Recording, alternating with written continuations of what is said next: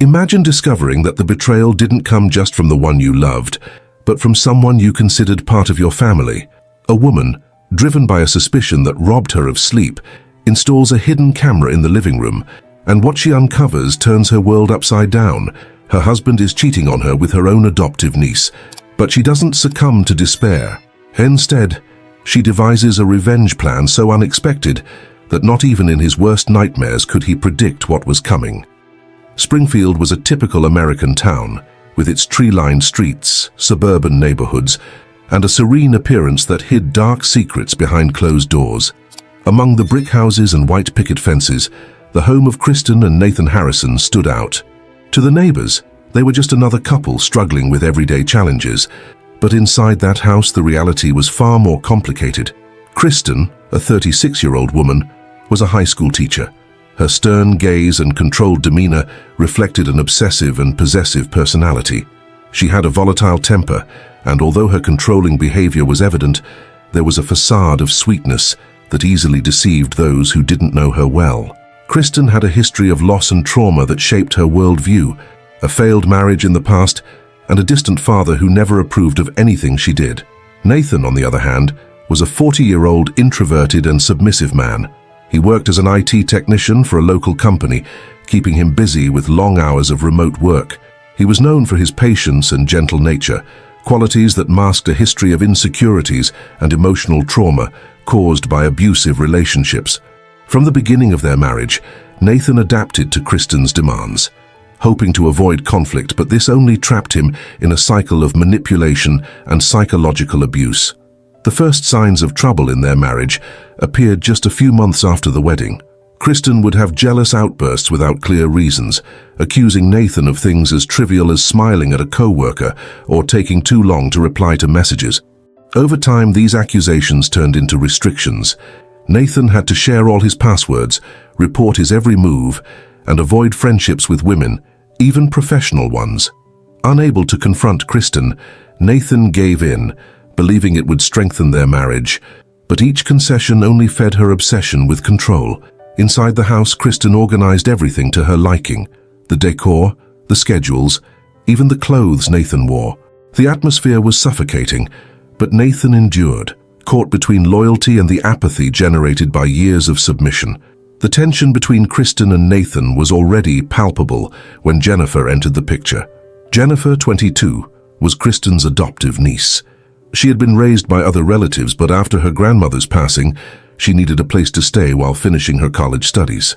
Kristen, always concerned with appearances and eager to maintain an air of generosity, offered her home as a refuge.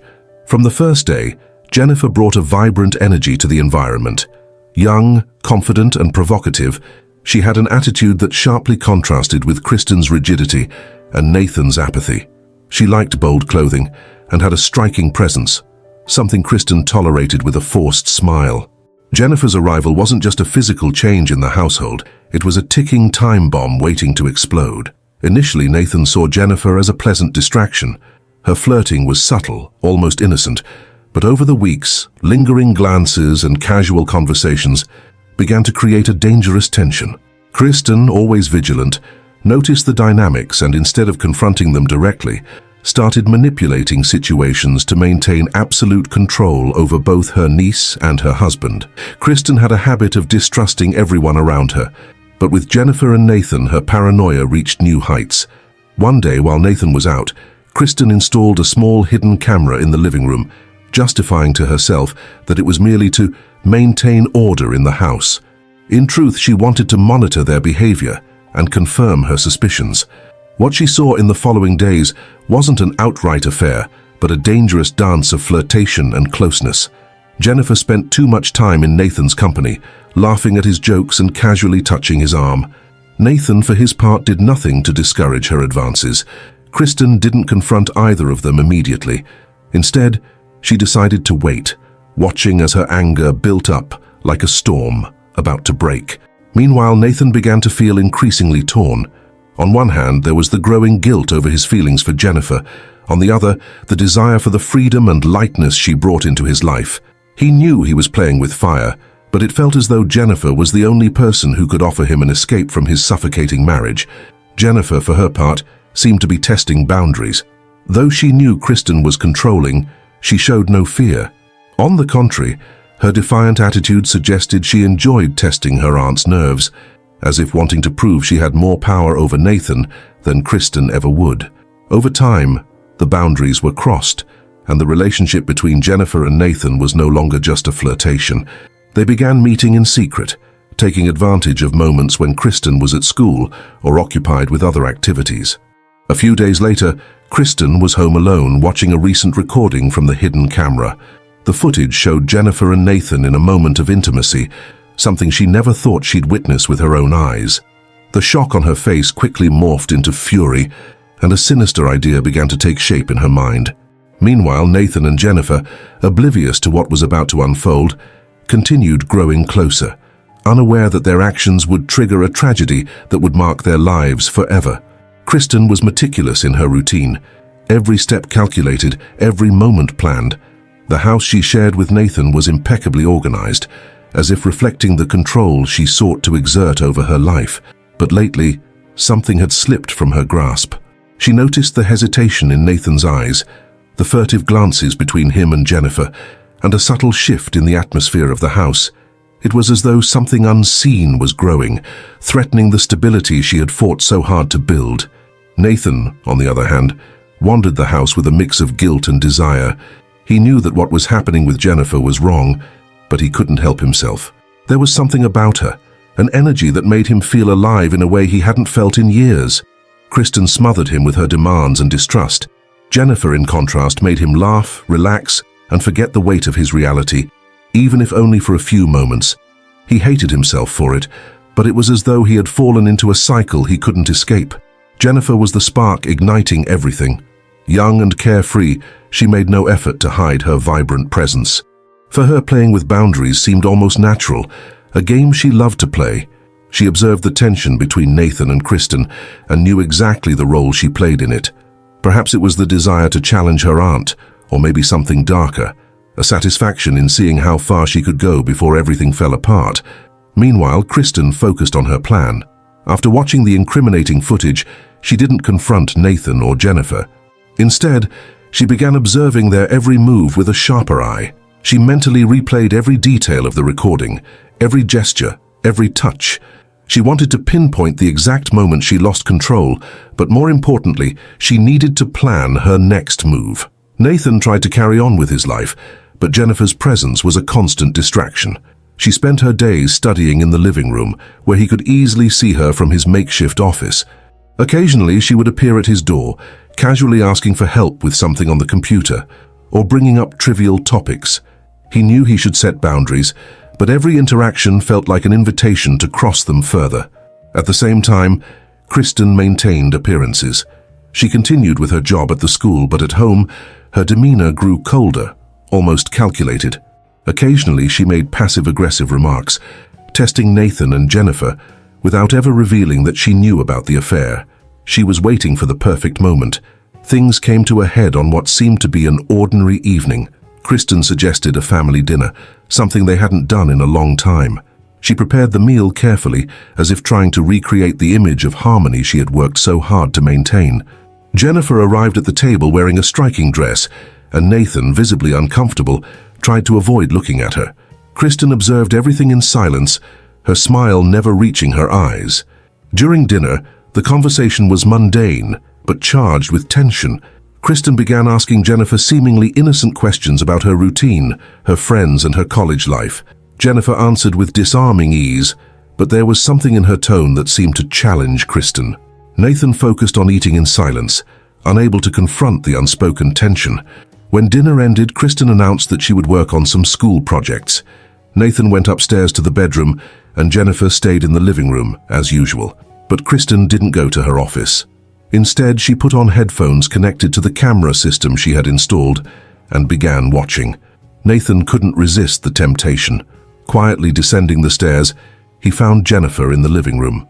They talked for a few minutes, the tension between them almost tangible, until he gave in again. Kristen watched everything, her face expressionless, but her eyes alight with an intensity that suggested something had shifted within her. That night, Nathan returned to the bedroom to find Kristen awake. She was sitting on the bed, staring at him intently. She asked if he had forgotten something in the living room. He stammered an evasive answer, but Kristen only smiled, stood up and left the room without another word. Nathan remained frozen, feeling that something had changed. The tension in the house, once like a taut string ready to snap, now felt like a deafening silence, the calm before the storm. Kristen knew the time had come. Nathan's betrayal wasn't just an act of infidelity. To her, it was an affront to the control she had always sought in her life. She began meticulously planning her next move, every detail carefully calculated to ensure he would feel the pain she carried. In the days that followed, the household dynamics seemed strangely calm. Kristen once again adopted her sweet and loving persona. Nathan, relieved, began to think that maybe she didn't know anything. Jennifer, on the other hand, carried on as if nothing had happened, though her demeanor suggested she was more watchful than ever. Kristen, however, was merely waiting for the perfect moment to execute her plan, and when that moment arrived, no one in the house would be able to predict what was about to happen. The night everything would fall apart began with an unexpected invitation. Kristen suggested that she and Nathan spend some time alone together, like they used to. He hesitantly agreed, surprised by her initiative. It was rare for Kristen to show such softness, and he, always hopeful, clung to the idea that this could be a new beginning. She prepared the house with almost obsessive care. The dinner was flawless, the wine poured just right, and the bedroom adorned with aromatic candles that perfumed the air. Kristen seemed kind, even loving, and Nathan began to let himself relax. In the bedroom, she suggested he lie down. "I want to take care of you," she said with a smile. Nathan, eager to enjoy this rare moment of apparent peace, complied. He lay face down on the bed, feeling her hands on his shoulders as she spoke about wanting to rebuild their relationship. Then, with a swift and unexpected movement, Kristen restrained his arms using fabric straps she had hidden under the pillow. Nathan laughed nervously, thinking it was some kind of game, but the expression on Kristen's face was dark, almost inhuman. He tried to break free, but Kristen, with a strength he didn't know she possessed, kept him pinned. "You think you can fool me, Nathan? You think I'm blind?" Her voice was calm, but it carried an icy tone that sent a shiver down his spine. "Kristen, what are you talking about? Let me go," he begged, now struggling. But she ignored him, walking over to the dresser beside the bed and retrieving something she had hidden there, a large, sharp pair of scissors, the kind used for cutting thick fabric. Nathan stopped, struggling for a moment, his eyes widening as he stared at the scissors. "Kristen, please, don't do this. We can talk."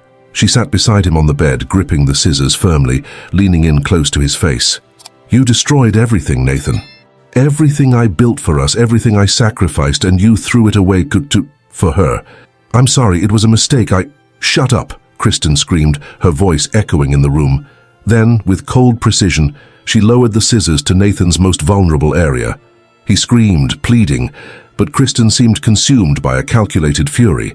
The sound that followed was muffled, but enough for Nathan to feel his life shatter in a matter of seconds. The pain was excruciating, paralyzing. Kristen, her hands now trembling, dropped the scissors onto the floor beside the bed, leaving the room in an eerie silence. Nathan was in shock, his mind unable to process what had just happened. Kristen, on the other hand, stood with a strange calmness, looking down at Nathan with a cold, almost vacant expression. For a moment, it seemed she was satisfied, as if she had achieved what she wanted. Without another word, she left the room, leaving the door open behind her. Nathan, still in shock, desperately tried to free himself from the restraints. His movements were frantic, but his weakened body made every effort difficult. After what felt like hours, but was only minutes, he managed to break free. Stumbling, he made his way downstairs, clutching at the walls to keep from collapsing. Kristen was in the living room, sitting on the couch with a glass of wine. She appeared calm, almost indifferent, as if the horrific scene upstairs had never happened. When Nathan staggered past her, limping and gasping for breath, she didn't even look at him. He opened the front door and stepped out into the cold night, each step marked by pain and desperation. The streetlights seemed distant, and the journey to the car was a battle for survival. But he had to leave. He had to find help. Kristen, meanwhile, remained motionless, her eyes fixed on some distant point. A faint smile curved her lips, though its meaning was impossible to discern. Nathan drove through the streets of Springfield with trembling hands gripping the wheel. Every turn felt like an eternity, his ragged breathing and muffled groans of pain filling the car. The gravity of what Kristen had done still hadn't fully registered. He was in shock, running on autopilot. When he reached the hospital, he collapsed at the reception desk. Alarmed by his condition, the staff rushed him to the emergency room. The medical team didn't ask questions. Their priority was stabilizing him. As Nathan was prepped for surgery, a doctor contacted the police. Back at the house, Kristen waited for something to happen. She knew Nathan had escaped, and that sooner or later, the consequences would come knocking. Yet her expression remained serene, as if she had already accepted her fate. The bloodied scissors lay on the bedroom floor, a silent witness to what had transpired. In the living room, Kristen spent the rest of the night motionless, her wine untouched. Her thoughts wandered to Jennifer, to Nathan, but most of all to herself. The rage that had driven her up to this point was beginning to fade, replaced by something more unsettling: emptiness. Meanwhile, the police arrived at the hospital without delay. They interviewed the doctors, but Nathan, heavily sedated due to the severity of his injuries, was unconscious. The initial description from the staff was enough for the officers to head to the Harrison home. Kristen opened the door calmly, as though she had been expecting them. She offered no resistance as they cuffed her. During the drive to the station, she remained silent, answering only when directly questioned. "Yes, I did it. He deserved it," was all she said before refusing to speak further. While Nathan underwent a lengthy surgery, Kristen was placed in a temporary cell. The calmness in her demeanor unsettled the police officers. It wasn't common for someone to admit to such a brutal crime without attempting to justify their actions or show remorse. By the next morning, the news had spread throughout the town. The Harrison name, once just another in Springfield, was now on everyone's lips. In the quiet suburban community, an act of such violence was a shock no one could ignore. Jennifer, however, was still unaware of what had happened. She had spent the night at a friend's house, and when she finally saw the missed messages and calls, she felt the weight of the events. Too afraid to return home, she went to a cheap motel and isolated herself, grappling with the realization that she was, in part, to blame. As Nathan recovered, the complexities of his life began to come to light. Friends and family, who had previously ignored the signs of his toxic marriage, now questioned how they had failed to notice what was happening. Nathan's parents, who lived in a nearby town, arrived at the hospital as soon as they were informed. His mother, a woman of hurried gestures and intense emotions, couldn't hold back tears upon seeing her son unconscious. His father, more reserved, remained silent, but his expression spoke volumes. "How did we let this happen?" his mother whispered to her husband as they watched Nathan through the glass. "She was always strange, but I never thought she was capable of this. He always thought he could fix things," the father finally replied, always putting himself last for others. These conversations shed light on how Nathan had been shaped. From a young age, he had a habit of putting himself second to please others. This pattern, compounded by the traumas of past relationships, had made him vulnerable to Kristen's manipulations. Meanwhile, Kristen began facing the consequences of her actions in her cell at the police station. There she encountered other women, each with their own stories of violence, despair, and regret. Some tried to talk to her, but Kristen remained distant. Something about her demeanor, a blend of coldness and determination, discouraged others from approaching her further. Days passed, and Jennifer finally decided to leave her hiding place. She knew her absence was drawing attention, but she also feared what she would face upon returning. When she arrived at the hospital to try and see Nathan, she was stopped by his family. "You have the nerve to show up here?" Nathan's mother said, her voice trembling with anger. "After everything you caused? My son is fighting for his life, and you think you can just show up and ask for forgiveness?" Jennifer, overwhelmed with shame and unable to respond, left without pressing the issue. The weight of her guilt grew heavier each day. While Kristen had taken things to an extreme, Jennifer knew her presence and actions had ignited the spark for this disaster. When Nathan finally woke up, he was surrounded by family and concerned doctors. The days that followed were a constant struggle against physical pain and emotional trauma. Questions came from all directions. What would he do now? Would he press charges against Kristen? Could he move forward? Nathan, however, remained evasive. He avoided speaking about Kristen or Jennifer, as though trying to bury everything that had happened. But in moments of silence, it was clear that something was simmering beneath the surface. The hospital felt increasingly claustrophobic to Nathan. The white walls, the echoing footsteps in the hallways, and the concerned gazes of doctors and nurses weighed heavily on him. The physical pain was manageable with medication, but the emotional burden remained.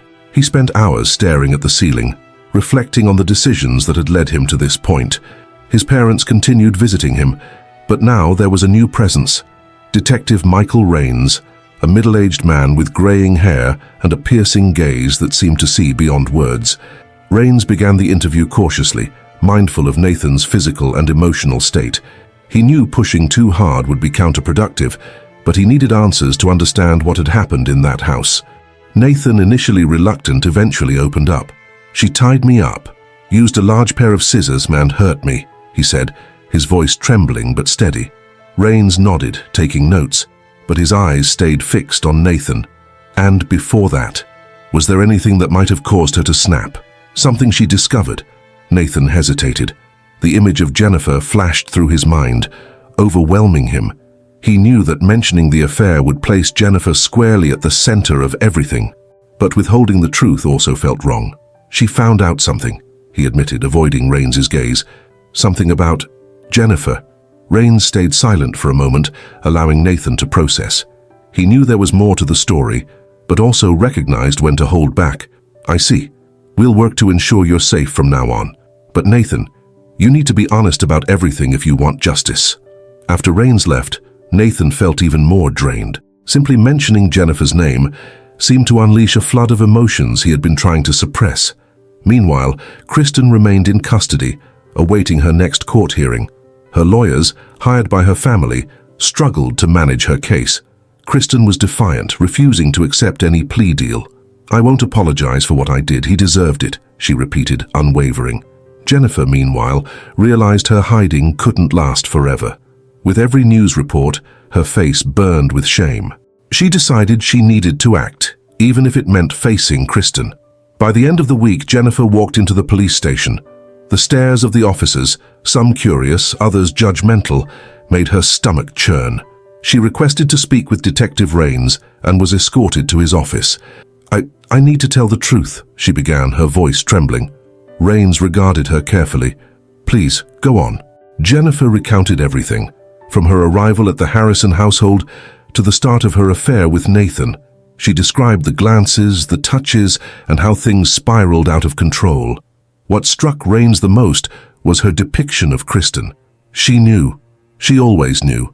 I don't know how, but she saw things no one else noticed. It was like she was waiting for the right moment to act. Jennifer finished her account with tears streaming down her face, but there was a sense of relief in finally speaking the truth. Rains understood that Jennifer's confession altered the case's dynamics. She wasn't just a victim of circumstance, but also a catalyst for the eruption of violence that followed. As the investigation took on new layers, Nathan was finally discharged from the hospital. He returned to his parents' house, but the space felt alien to him. Every room, every familiar face, seemed out of place. He felt like a stranger in his own life, disconnected from everything that once brought him comfort. That evening, Nathan received an unexpected call. It was Jennifer. "I went to the police station," she said, cutting straight to the point. "Why?" Nathan asked quietly. "Because I couldn't keep running. Not after everything that happened." Nathan didn't know how to respond. Part of him wanted to sever all ties with Jennifer, but another part acknowledged that she was the only person who truly understood what he had been through. "And what did they say?" "They're using my statement in the case against Kristen. I don't know how it'll help you, but it was the right thing to do." Nathan ended the call shortly after, still processing her words. He knew things wouldn't return to normal anytime soon. Perhaps never. Meanwhile, Kristen, even behind bars, seemed a step ahead. When she finally met with her lawyers, she demanded that Jennifer be called as a witness. Her strategy was clear.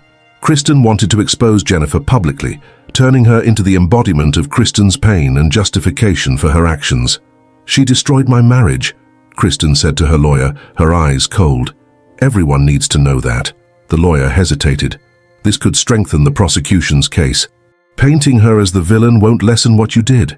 Kristen's lips curled into an almost imperceptible smile. "Leave that to me. I know how to make people understand the truth." The turning point came when Nathan received a subpoena to testify against Kristen. He knew he couldn't avoid it, but but the thought of seeing her again made his stomach churn.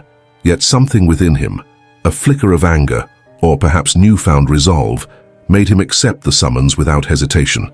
On the appointed day, Nathan entered the courtroom. The air was thick with tension, cameras clicking as journalists whispered among themselves. Kristen sat with her lawyers, her expression unsettlingly calm, her gaze fixed on Nathan, not with hatred, but with an unnerving satisfaction. When the questioning began, Nathan recounted his story, but the most challenging moment came when Kristen's lawyer addressed him about Jennifer. "So you admit to having an affair with the defendant's adoptive niece?" Nathan looked at the lawyer, then at Kristen. He took a deep breath before answering, "Yes." A murmur rippled through the courtroom, but Kristen didn't react. She simply continued to watch him, as though expecting more. When Jennifer was called to the stand, the tension peaked. Kristen's eyes remained locked on her throughout her testimony, savoring every word as if relishing the spectacle. At that moment, something became clear to Nathan. Kristen wasn't there to defend herself. She was there to exact revenge in another way, by exposing everything and everyone, weaponizing her pain for the world to see. Though the trial was far from over, the fallout had already reshaped their lives. The tangled relationship between Nathan, Kristen, and Jennifer was now an open wound, laid bare for all to witness, and no one would emerge unscathed. The courtroom atmosphere was suffocating. The murmurs of the audience echoed as Jennifer finished her testimony, her voice shaky and laden with emotion. Nathan avoided looking at her, while Kristen's subtle and unsettling smile remained fixed. It wasn't a smile of joy, but one of control, as though the public spectacle was her true victory. When the judge adjourned the session for the day, everyone rose in silence. Kristen was escorted back to her cell, her calm steps and upright posture betraying no sense of defeat. Nathan exited through a side door flanked by his parents, who shielded him from the prying eyes of the crowd. On the way to the car, reporters swarmed him, firing aggressive questions. "Do you regret cheating on Kristen? Was Jennifer manipulated by you or the other way around? Do you feel responsible for what happened?" Nathan kept his gaze down, ignoring the barrage of voices that followed him to the car door. Inside the vehicle, Nathan's mother couldn't hold back. "This is absurd. They're treating you like the criminal. She's the one at fault and everyone knows it." Nathan remained silent, staring at his reflection in the car window. He no longer knew who he was. His identity felt shattered, divided between the man Kristen sought to destroy and the man who might have truly contributed to everything that had happened. That night, back at his parents' house, Nathan tried to isolate himself, but the flood of messages on his phone made it impossible to find peace. Friends offering support, curious acquaintances fishing for details, and even strangers voicing their opinions on what he should do overwhelmed him. One message, however, stopped him cold. It was from Jennifer. "We need to talk. I'm at a motel outside town. Please come." He spent hours staring at the text, unsure if he should respond. Jennifer was a part of the chaos his life had become, yet she was also the only person who understood the weight of it all. Finally, with a heavy heart, he grabbed his keys and left without telling anyone. When he arrived at the motel, he found Jennifer sitting on the bed, her face drawn and guilt-ridden. She stood as he entered, hesitating before speaking. "I didn't know where else to go. I need you to understand. I never wanted this to happen. I never wanted to destroy you." Nathan sighed, taking a seat in the chair by the door. He didn't know how to respond. Finally, he simply said, "I didn't want any of this either. But here we are." Jennifer began to cry, her hands trembling as she tried to explain. She spoke about feeling invisible around Kristen, how Nathan was the only one who truly saw her. "But that was selfish of me," she admitted. "I just wanted to be noticed. And now, you're paying the price." Nathan, though moved by her honesty, wasn't sure if he could forgive her. He was as lost as she was, searching for some truth amid the chaos. Meanwhile, in her cell, Kristen was starting to feel the direct consequences of her actions. Initially left alone, she began hearing whispers behind her back. Local news detailed the trial, painting Kristen as a betrayed woman who had exacted brutal revenge, dividing public opinion. Some inmates admired her, others saw her as a threat. Kristen, however, seemed unaffected. Her focus remained on Nathan and Jennifer. She knew that even from afar she still held some power over them, and that was enough to keep her resolute. The next day, during another hearing, a neighbor's testimony brought new tension to the case. The neighbor described frequent shouting from the Harrison home, but admitted never intervening. It seemed like a normal house. I thought it was just couple fights. The testimony highlighted the toxic dynamic of Kristen and Nathan's marriage, while underscoring how the warning signs were ignored by those around them. After the hearing, Nathan found himself once again surrounded by his family. This time, he decided to speak. "I need to handle this on my own," he said, his voice low but firm. "I know you want to help, but this is my mess. I don't want to drag anyone else into it." His mother tried to protest, but his father placed a hand on her shoulder, signaling it was time to let Nathan decide. "The only thing that matters is that you survive this, Nathan," his father said. "Your way, but survive." That night, Nathan began planning his next steps. He knew he couldn't erase what had happened, but he needed to confront Kristen, Jennifer, and even himself. As Nathan tried to piece his life back together, Jennifer disappeared again. Without warning, she left the motel and stopped answering calls from Nathan or the authorities. Her absence only added to the weight Nathan now carried alone. When Kristen learned of Jennifer's disappearance, she allowed herself the first genuine smile in weeks. To her, it was further proof that her control extended beyond the prison walls. The case continued to unfold, but one thing was clear. That fateful night wasn't just an isolated tragedy. It was the culmination of years of silence, secrets, and poor choices. Everyone involved now had to face the consequences, one way or another. Kristen awaited her final sentencing, Nathan struggled to rebuild his life, and Jennifer, the most unpredictable piece of the puzzle, seemed to have vanished for good. Yet something lingered in the air, the sense that nothing was truly resolved. Nathan now lived alone in a small rental house his parents had found for him. After months of hospitalizations and rehabilitation, the silence was oppressive but necessary. He spent his days sorting through boxes of documents he couldn't let go of, and photographs that carried the weight of his old life. The physical scar Kristen had left was ever present, but it was the invisible wounds that haunted him most. The memories, the judgments, and the feeling of losing control over his own story. Therapy had become a cornerstone of his routine. Sitting in a leather chair across from his therapist, Nathan spoke slowly, as though reliving every moment. The therapist, a patient woman with a calm demeanor, guided him through his most painful memories, helping him separate guilt from the things he couldn't control. "Have you thought about why you endured so much for so long, Nathan?" she asked, during a particularly heavy session. He hesitated before replying. I thought she was all I deserved. I've always felt that way from the start." The words were difficult to say, but they brought an unexpected sense of relief. Nathan began to realize that his relationship with Kristen wasn't just toxic. It was a reflection of parts of himself he had never confronted. As Nathan worked to rebuild his life, Kristen faced her own challenges. The trial was nearing its end, and the prospect of a long sentence loomed over her like a dark cloud. Yet, she showed no sign of remorse. "I'm not guilty for protecting what was mine," she told one of her lawyers during a prison visit. He, visibly uncomfortable, tried to explain that this attitude wouldn't help her case. "Kristen, the court wants to see remorse. We need to show that you understand the gravity of what you did." She laughed dryly, humorless. "They wouldn't understand. Neither do you." Even in prison, Kristen seemed to maintain control of her narrative. She had become an intriguing figure to some of the other inmates, who approached her either seeking protection or drawn to her magnetic personality. Kristen manipulated these interactions expertly, turning her cell into a small kingdom where she still reigned as queen. Jennifer, on the other hand, remained missing. Rumors about her whereabouts circulated. Some claimed she had left Springfield, while others believed she was hiding somewhere, waiting for the chaos to die down. Nathan tried not to think about her, but in quiet moments her image haunted him. One day, while sorting through his belongings, he found a note Jennifer had written months before everything unraveled. He read it over and over, searching for hidden meaning. "You're the only person who truly understands me, Nathan. I hope one day all of this will make sense." What once felt sweet now stung as a painful reminder of the signs he had ignored. When Kristen's trial reached its conclusion, the tension in Springfield was palpable. The courtroom was packed, and the media turned every word into a spectacle. Nathan was called to testify again, but this time he was more prepared.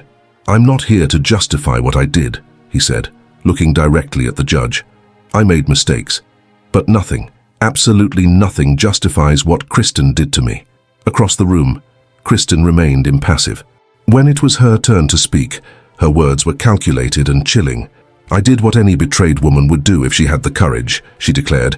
"You may judge me, but no one who has gone through what I have can say they'd react differently." The verdict was delivered late in the afternoon. Kristen was sentenced to a lengthy prison term, but her expression didn't change. As she was led away, she looked at Nathan one last time, wearing an enigmatic smile that seemed to carry a message: this isn't over. After the trial, Nathan tried to move on, but Kristen's presence, even behind bars, loomed over him. He relocated to another city, severed ties with old acquaintances, and took a job at a small local business, far from Springfield's prying eyes. Months passed, and while the weight of the past never entirely lifted, Nathan began finding small moments of peace. One day, as he walked along a trail near his new home, he experienced something he hadn't felt in years: freedom. Stopping in the middle of the path, he took a deep breath, letting the air fill his lungs. For a brief moment, hope seemed possible, but the feeling was short-lived. Upon returning home, he found a letter in his mailbox. There was no return address, but the handwriting was unmistakable. Opening it, he read a single sentence: "Some things never end." Nathan froze. He scanned his surroundings, expecting to see someone watching him. The house was quiet, but the message was clear. Kristen still had a way of reaching him, even from afar. He kept the letter but didn't throw it away. It wasn't just a threat. It was a reminder that despite everything, he remained entangled in the cycle he had tried so hard to escape. As time passed, Nathan realized that moving on from Kristen didn't mean forgetting her, but learning to live with the scars she left behind. True victory would come from continuing forward, despite the ghosts of the past pulling at him. And so he took the next step. Not because it was easy, but because for the first time, he felt he needed to do it for himself. Still, the story felt unfinished. Deep inside, Nathan sensed this wasn't the end, just the beginning of a new chapter, one where difficult decisions awaited and old wounds might be reopened. One evening, as Nathan returned home from work, he noticed something unusual. A white envelope was tucked into his doorframe, bearing his name in the same handwriting as the earlier letter. Looking around, he saw no one. His pulse quickened as he carefully retrieved the envelope, dread rising with each second. Inside the envelope was a single photograph. It was of Kristen, seated in the prison's visitation room, wearing a cold, defiant smile. On the back, a handwritten message read, "We are still connected, Nathan. We always will be." Nathan dropped the photo onto the floor. His heart raced and the blood thudded in his ears. He knew Kristen couldn't act alone. Someone was delivering these messages for her.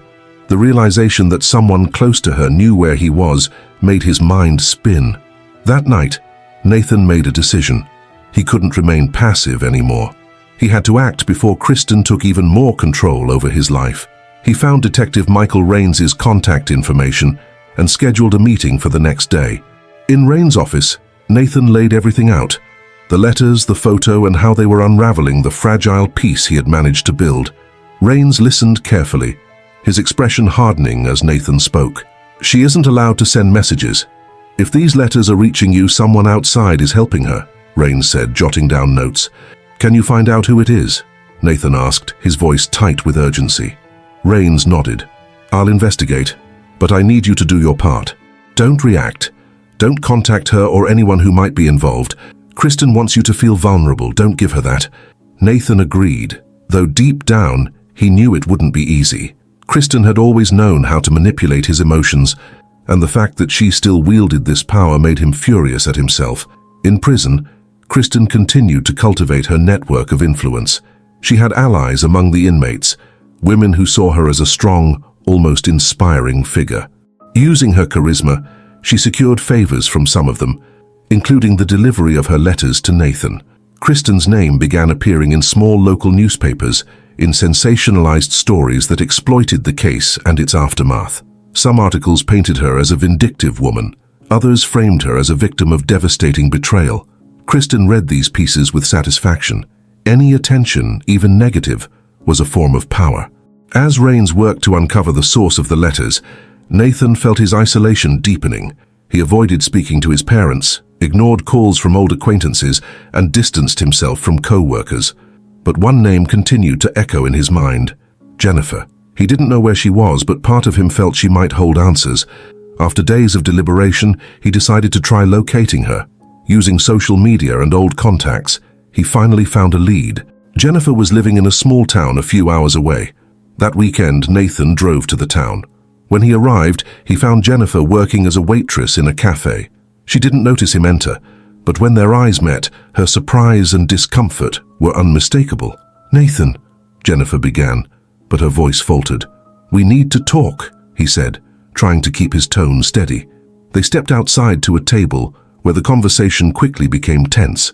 Nathan explained the letters, the photo, and how Kristen still found ways to torment him, even from behind bars. "I didn't know about this," Jennifer said, her voice low. I tried to stay away from everything. I thought it would help."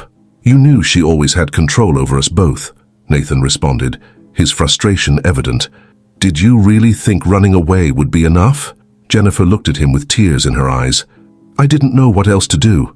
I just wanted to disappear." Nathan realized that despite everything, Jennifer was also a victim. She had been manipulated just as he had, and now carried the same burden. But what unsettled him most was the feeling that Kristen was still ahead of them, playing a game he couldn't seem to win. Before they parted, Jennifer said something that stayed with Nathan. "She won't stop, Nathan. You know that. And maybe we'll never escape her."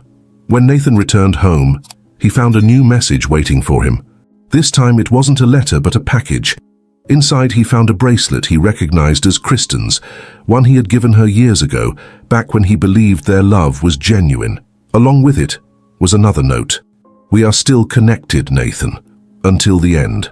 Nathan closed his eyes, gripping the bracelet tightly. He knew the final confrontation with Kristen was drawing near, though what it would entail remained unclear.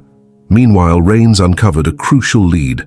One of Kristen's inmate allies maintained a relationship with a boyfriend who worked in Springfield as a delivery driver for a local transport service. He was the link connecting Kristen to the outside world, and Rains began devising a plan to cut off this connection. Nathan, however, was no longer willing to wait for others to solve the problem for him. He knew that, one way or another, he would have to confront Kristen. Not just to end the cycle she had created, but to finally reclaim control over his own life. With the bracelet on the table and Kristen's last note echoing in his mind, Nathan began preparing for what was to come. Whatever it took, he knew the decisive moment was approaching. Kristen had held the reins for too long, and now it was time to break free. Nathan sat in his living room, staring at the bracelet on the table. Kristen's chillingly simple words played over and over in his head, "until the end." It felt as if she were there, haunting his life, pulling his strings even from miles away. He knew he had to act. Detective Michael Rains called the next morning with updates on the investigation. "We found her connection to the outside world, Nathan. A local delivery driver, boyfriend of one of the inmates, is acting as her intermediary. We'll be moving in on him soon." "Will that be enough to stop her?" Nathan asked, his voice tinged with frustration. "It's a start," Rains replied cautiously. "But Kristen is smart. She'll find another way. If you truly want to put an end to this, you'll need to be prepared to confront her somehow." Nathan hung up the phone, feeling a mix of relief and unease. He knew Rains was right. The only way to close this chapter was to face Kristen directly, but the thought filled him with dread. Even so, something within him was growing, a spark of determination fueled by exhaustion from living under her shadow. In prison, Kristen learned about the crackdown on her delivery accomplice before the authorities could approach him. The news reached her through a discreet whisper from another inmate. She showed no outward reaction but knew her network was at risk. Reaching Nathan would no longer be as simple, but she had an ace up her sleeve, an unanswered visitation request she had sent him. Kristen knew Nathan was nearing his breaking point, and she was counting on it. That same afternoon, Nathan received another official letter from the prison. It was a notice of Kristen's request for a supervised visit. He stared at the paper, her signature bold at the bottom, and felt tension coil in his chest. "This is it," he thought. "The time has come." Without informing anyone, Nathan decided to accept the request. He called Rains, who tried to dissuade him, but Nathan was resolute. "I need to end this, Rains. I can't keep running forever. On the appointed day, Nathan arrived at the prison with a heavy heart, but firm steps. A guard escorted him to the visitation room, his face impassive. As Nathan entered, he saw Kristen seated on the other side of the table, handcuffed but exuding an air of control. She smiled as he approached, that enigmatic smile that always unsettled him. "Nathan, what a surprise," she said, her voice calm and almost sweet. "You asked to see me." "I'm here," he replied, sitting down slowly. For a moment they simply stared at each other. Kristen was the first to speak. "You know, I never wanted to destroy you, don't you? Everything I did was for us, for what we had. You hurt me in a way that can never be repaired," Nathan replied, his voice steadier than he expected. "This wasn't about us. It was about you. It always was." Kristen tilted her head, as if considering his words. "Maybe you're right," she admitted softly, her voice almost vulnerable. "But what about you, Nathan? Do you think you're innocent? That you played no part in this? That your betrayal was just a fleeting mistake?" "I've accepted my guilt, Kristen, but that doesn't justify what you did." She let out a bitter laugh. "Nothing justifies anything, Nathan. That's life. We're pushed into doing things we never thought we'd do." The guard watched them closely, but even he seemed captivated by the intensity of the exchange. Kristen leaned forward slightly, her eyes locking onto Nathan's. "You knew, didn't you, from the beginning, that I was broken, that I needed more than you could give, but you stayed anyway. Why?" Nathan hesitated, the question hitting him like an unexpected blow. Why had he stayed? Why did he keep coming back? "I thought I could fix you," he finally admitted, "but I was wrong." Kristen smiled again, but this time there was something different in her expression. "Oh, Nathan, now you never understood. I didn't need to be fixed. I needed to be seen." Her words echoed through the room, and Nathan felt a wave of understanding, a terrible but necessary truth. Kristen had never sought control for its own sake. She wanted to ensure that no one dared forget her, that no one could ignore her. He stood abruptly, unable to continue. "This ends here, Kristen. No matter what you do, no matter how many letters you send or how hard you try to reach me, I'm not yours anymore." She watched him, her smile fading slowly. For the first time, it seemed he had caught her off guard. Nathan left the room without looking back. That night, returning home, Nathan found a final message from Kristen lingering in his mind, as though etched there. "You think you can escape me, but there is no end to this." For the first time, though, he realized her voice was beginning to lose its grip. The confrontation hadn't erased the past, but it gave him something that had felt impossible before. The choice to move forward, scars and all. While Kristen remained behind bars, something in her had shifted. She realized Nathan was different now, stronger, but deep down, she knew their story wasn't over yet. Nathan, now with a renewed determination, understood the battle wasn't fully won, yet he was ready to face whatever came next. Even amid the chaos, he had found the strength to continue. That, to him, was already a victory. In the weeks following the confrontation, Nathan's life became a blend of relief and lingering unease. He had received no more letters, no messages, no direct contact. Yet the silence felt more threatening than reassuring. Kristen stayed in prison, and the media had mostly moved on from her trial. Springfield seemed to be healing, but Nathan knew their story was far from over. The unclosed chapter loomed, defying resolution. Therapy sessions became more frequent. Nathan spent hours revisiting the past, but also began to carve out small spaces to think about the future. His therapist encouraged him to find something that connected him to the world in a healthy way, an occupation or hobby that could help him rebuild his sense of control. "It's time to start living for yourself, Nathan," she repeated often. Despite her words, Nathan still felt trapped. Kristen wasn't just a memory, she was a constant presence in his thoughts. He questioned how someone he had once loved could become so deeply intertwined with his trauma. Kristen, on the other hand, seemed to be undergoing her own transformation. Inside the prison, her network of allies had dwindled as authorities tightened their monitoring of her communications. She now spent much of her time alone, reflecting on what had happened. There were moments when even Kristen questioned her actions, but deep down, she didn't believe she was wrong. To her, the attack on Nathan was a proportional response to his betrayal, a way to make herself heard in a relationship where she felt she had never been truly understood. Her only regret, if it could even be called that, was underestimating Nathan. He was no longer the submissive man she had known. He had changed. That thought disturbed her more than anything else. Months passed and Nathan began to allow himself small steps forward. He returned to work, this time at a company entirely unrelated to his past life. He made new friends, people who didn't know his story, and treated him as just another colleague. These new connections brought him a relief he hadn't realized he needed. Yet the past lingered in unexpected moments. One day, while reorganizing old boxes, he found a photo from his wedding to Kristen. In the image, they looked happy, smiling like any couple in love. He stared at the photo for several minutes before shoving it into a drawer. "It's over," he murmured to himself. But deep down he knew it wasn't that simple. Jennifer, who had disappeared completely, resurfaced unexpectedly. Nathan was sitting in a small cafe when he saw her walk in, the same hesitant expression she had worn months ago. She froze when she saw him, unsure whether to approach. "Jennifer," he called out. She sat in the chair across from him, visibly uncomfortable. "I didn't know you were still here. I thought you'd left." "I thought the same about you," he replied, a hint of bitterness slipping through. They spoke for a while, trying to fill the gaps left by their time apart. Jennifer explained that she had been trying to rebuild her life, but was still haunted by the weight of what had happened. "I'm so sorry for everything, Nathan.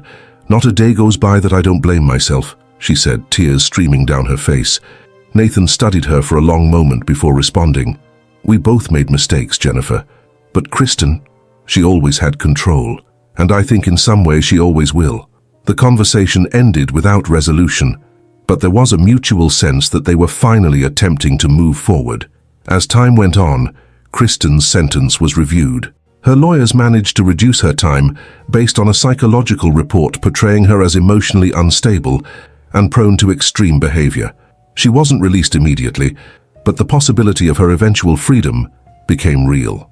When Nathan learned of this, the weight of his choices pressed down on him again. He knew that if Kristen were freed, she would find a way back into his life. Their connection, as distorted and toxic as it was, seemed unbreakable. One day he received an unexpected call. It was Kristen. Her voice, soft and controlled, sent a chill through him. "Nathan," she said, almost as if smiling, "I just wanted to hear your voice." He didn't respond immediately, sitting in silence as he listened to her breathing on the other end. "Why are you calling?" he finally asked, his voice dry. "Because I know you miss me, as much as I miss you." He hung up before she could say more. But her words lingered, rooting themselves deeply in his mind. When Kristen was eventually released, Nathan's reaction was one of shock, but also strange acceptance. He had always known this day would come. Somehow, she would find her way back to him. And that's exactly what happened. Kristen re-entered his life as though no time had passed. She appeared calmer, more composed, but the glint in her eyes was the same. "I've changed, Nathan," she said, wearing that enigmatic smile. "We can try again." He hesitated, but in the end he let her in. Friends and family were horrified by his decision, but Nathan ignored them all. The two resumed their relationship, but the dynamic was different. Kristen seemed more careful, more willing to compromise, while Nathan remained reserved and distant. They walked a precarious line, a fragile balance that seemed ready to collapse at any moment. But something else was brewing. A disquieting calm settled over their home, yet somewhere in the shadows something was being prepared. What would come next, no one could predict. But one thing was certain: some wounds never heal, and some relationships should never begin again. Nathan had accepted Kristen back into his life, but the lingering question was this part of a plan for revenge, or merely the continuation of a toxic love affair? Share your opinion in the comments below, and if you want to see part 2 of this story, type part 2 in the comments. And if you missed the previous story, here's what happened. An elderly woman got into a car, believing her adoptive daughter was taking her to a retirement home. However, what happened when they arrived at the final destination left her absolutely stunned. Click the screen to follow this shocking twist. See you there.